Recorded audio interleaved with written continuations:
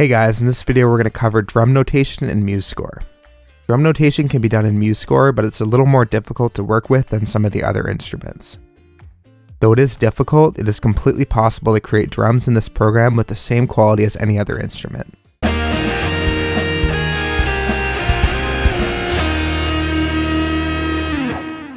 First, to get started, we need to open the Instruments menu.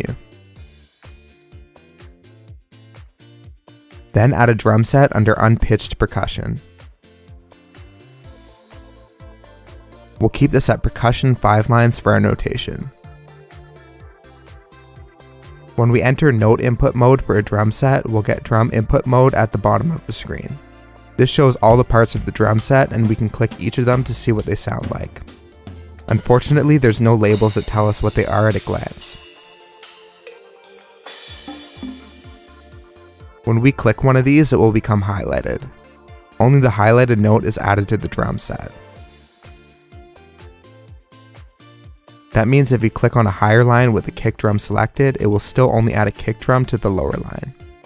If we were to create a drum beat in Musescore, we would add each part of the drum set individually.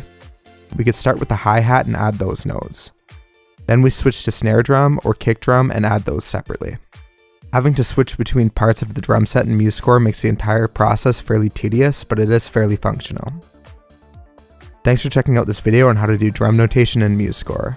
If you found this video helpful, don't forget to give it a like and subscribe to the channel for more content. You can also check out our social media links for new content when we release it, and they're posted in the video description below.